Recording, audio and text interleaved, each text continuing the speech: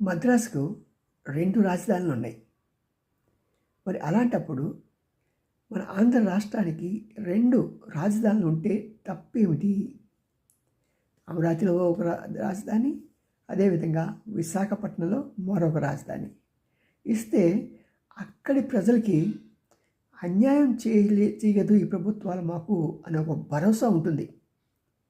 అవును, వినటానికి ఇది అసమంజసంగా కనిపించచ్చే కానీ దానివల్ల వచ్చే ప్రయోజనాలు మనం కనుక గమనించగలిగితే, ఎందుకంటే ముందు we have to win the confidence of the people. ఎంతో కాలంగా ఈ 3 జిల్లాలు అంటే పాతవి, కొత్త సంగతి నాకు సరైన ఐడియా లేదు. మరి ఈ 3 జిల్లాలు విశాఖపట్నం, విజయనగరం, శ్రీకాకుళం, ఈ 3 జిల్లాలు కనుక అభివృద్ధి చెందుతుంది అనే భరోసా ఉంటే వలసపోయే వారి సంఖ్య తగ్గుతుంది. మరి ఆ రాష్ట్రం, ఆ స్టేట్ కూడా అంటే ఆ 3 జిల్లాలు బాగా పెరగడానికి ఆస్కారం ఉంటుంది.